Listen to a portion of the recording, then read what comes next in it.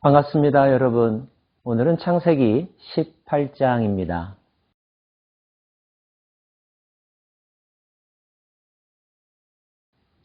현재 아브라함은 헤브론에 살고 있습니다.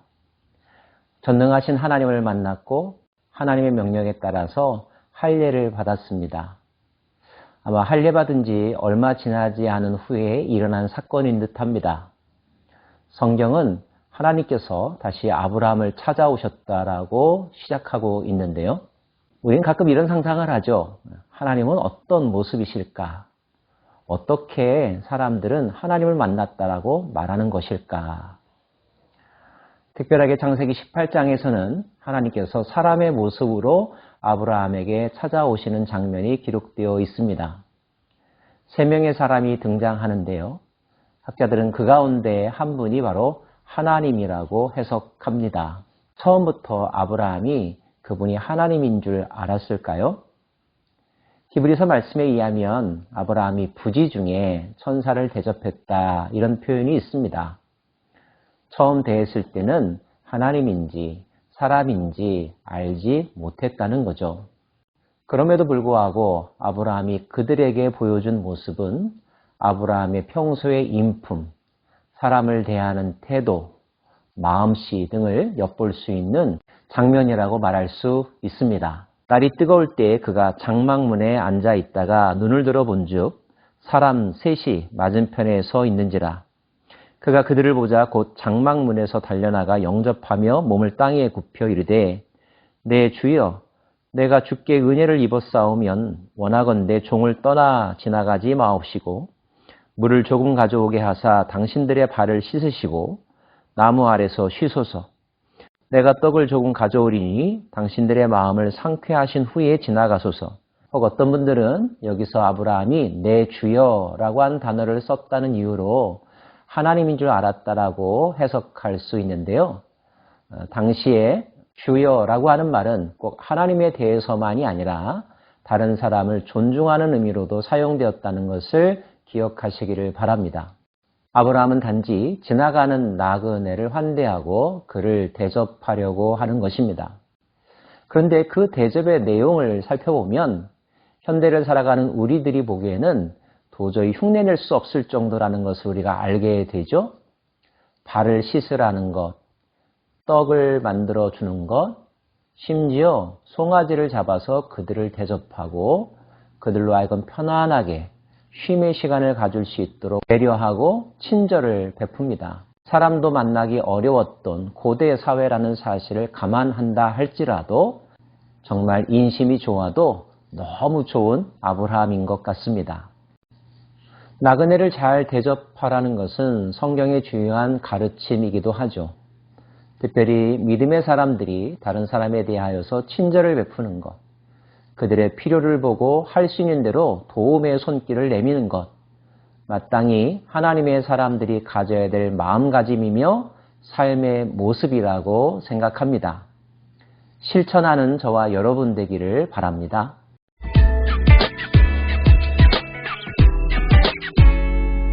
대접을 잘 받고 편안한 교제의 시간을 갖고 있을 때였습니다. 세 사람 가운데 한 분이 말했습니다. 내가 내년 이맘때쯤 다시 오게 될 것인데 그때 내 아내 사라가 아들을 낳을 것이라고 말이죠. 그분은 어떻게 아브라함의 아내의 이름을 알고 있었던 것일까요? 게다가 무슨 근거로 그 사라가 아들을 낳을 것이라고 담대하게 이렇게 말할 수 있었던 것일까요? 사라는 장막 뒤에서 그들의 이야기를 들으면서 휘식 웃었습니다. 아마도 이 웃음은 그럴 리 없다, 허무맹랑하다 라고 하는 의미의 웃음이었을 것이고요. 좋게 해석한다면 쑥스러운 웃음이었다고 말할 수도 있겠죠. 그런데 세 사람 가운데 그 말씀을 하신 분은 사라가 그 이야기를 듣고 있다는 것, 사라가 속으로 어떤 생각을 하고 있었는지를 꿰뚫어 알고 계셨습니다. 여호와께서 아브라함에게 이르시되 사라가 왜 웃으며 이르기를 내가 늙었거늘 어떻게 아들을 낳으리요 하느냐. 여호와께 능하지 못한 일이 있겠느냐. 기한이 이를 때 내가 내게로 돌아오리니 사라에게 아들이 있으리라. 이 이야기를 여전히 장막 뒤에서 듣고 있을 사라는 소름 끼칠 정도로 놀랐을 것입니다. 도대체 어떻게 내 속마음을 저리도 잘 알고 있을까? 내 상황을 잘 알고 있을까? 저분은 보통 분이 아니구나. 그러한 생각에 이르자 사라는 두려움이 찾아왔습니다. 사라가 두려워서 부인하여 이르되 내가 웃지 아니하였나이다. 이르시되 아니라 내가 웃었느니라. 여러분 혹시 베드로가 예수님을 만나는 장면 기억하십니까? 예수님 말씀대로 깊은 곳에 가서 그물을 던졌을 때 많은 고기를 잡았죠. 그리고 나서 베드로가 주님 앞에 뭐라고 말했습니까? 주여 저는 죄인이로소이다. 나를 떠나소서. 이렇게 고백했었죠. 사라도 같은 마음이었으리라고 추측합니다. 자신의 속을 꿰뚫어 보시는 통찰력을 가지신 분, 자신의 미래에 대해서 예언하시는 분, 이분이야말로 하나님이라고 하는 깨달음이 그제서야 온 거죠. 다만 사라는 그 순간이 너무나 두려웠기 때문에 자신의 잘못을 감추기에 급급했던 것입니다. 아마도 사라는 자신의 무지함과 불신앙에 대해서 회개했을 것입니다. 누군가가 여러분에게 축복의 이야기를 하고 좋은 덕담을 이야기한다면 사양하거나 손사래를 치지 마시고 감사합니다. 이렇게 긍정으로 받아들이시면 어떨까요? 누군가가 여러분에게 평안을 빌어주면 아멘으로 받으시길 바랍니다. 그들이 빌어준 복이 여러분의 삶 가운데서 이루어질 수 있도록 말이죠.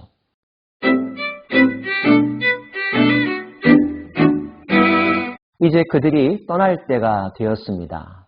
그들이 가고자 했던 목적지는 소돔이었습니다. 그런데 그때 그 중에 한 분, 여호와께서 아브라함에게 이렇게 말씀하셨습니다. 여호와께서 이르시되 내가 하려는 것을 아브라함에게 숨기겠느냐. 예수님은 친구에게는 비밀이 없다고 말씀하셨습니다. 이미 하나님과 아브라함 사이에는 돈독한 친밀감이 형성된 것 같습니다. 하나님이 우리를 사랑하시고 우리가 하나님을 신뢰할 때 하나님 그분은 자신의 생각과 계획과 비밀들을 우리에게 나누어 주신답니다. 그렇다면 하나님은 어떤 말씀을 하셨을까요? 아브라함은 강대한 나라가 되고 천하 만민은 그로 말미암아 복을 받게 될 것이 아니냐. 내가 그로 그 자식과 건속에게 명하여 여호와의 도를 지켜 의와 공도를 행하게 하려고 그를 택하였나니 이는 나 여호와가 아브라함에게 대하여 말한 일을 이루려 함이니라. 비로소 그분은 자신이 여호와 하나님이라고 말씀하시네요. 나 여호와가 내가 너를 택한 것은 너로 하여금 의와 공도를 행하게 하려 함이라 라고 말이죠. 이제까지 아브라함이 여러 차례 하나님의 약속과 복의 말씀을 들었죠. 그런데 오늘 말씀은 그가 왜 선택받았는지, 하나님이 왜 그에게 찾아오셨는지 그 이유를 보다 명확하게 설명해 주시는 대목입니다. 너로 하여금 의와 공의를 지키며 살게 하기 위함이라고 말이죠. 하나님은 아브라함을 통하여서 하나님 나라의 의가 이 땅 가운데 실현되기를, 그가 밟는 그 땅이 아브라함이 받는 복으로 말미암아 복의 땅이 되기를 원하셨던 것입니다. 덧붙여서 하나님은 소돔과 고모라에 대한 생각도 말씀하시는데요. 여호와께서 또 이르시되 소돔과 고모라에 대한 부르짖음이 크고 그 죄악이 심히 무거우니 내가 이제 내려가서 그 모든 행한 것이 과연 내게 들린 부르짖음과 같은지 그렇지 않은지 내가 보고 알려 하노라.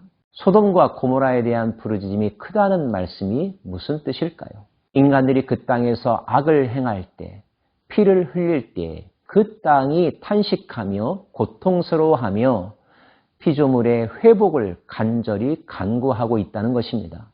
여러분, 우리가 죄를 지으면, 우리가 탐욕에 이끌려서 살아가면 우리가 살아가는 이 세상이 신음한답니다.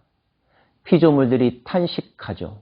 자연이 파괴되어지고 생태계가 무너지는 일들이 일어난다는 것. 현세에도 일어나고 있는 안타까운 현상이 아닙니까? 아브라함은 하나님께서 소돔과 고모라를 심판하실 것이라는 것을 알았습니다. 그래서 아브라함은 간청합니다. 주께서 이같이 하사 의인을 악인과 함께 죽이심은 부당하오며 의인과 악인을 같이 행하심도 부당하니이다. 세상을 심판하시는 이가 정의를 행하실 것이 아니니까. 아브라함은 자기가 생각했던 공의의 관점에서 소돔과 고모라를 무조건 심판해서는 안 된다고 호소하고 있습니다. 그리고 우리가 잘 아는 바대로 50명에서 45명으로, 40명으로, 30명으로, 20명으로, 10명으로까지 말입니다. 왜 아브라함이 제시한 숫자가 점점 더 줄어들어가고 있는 것일까요?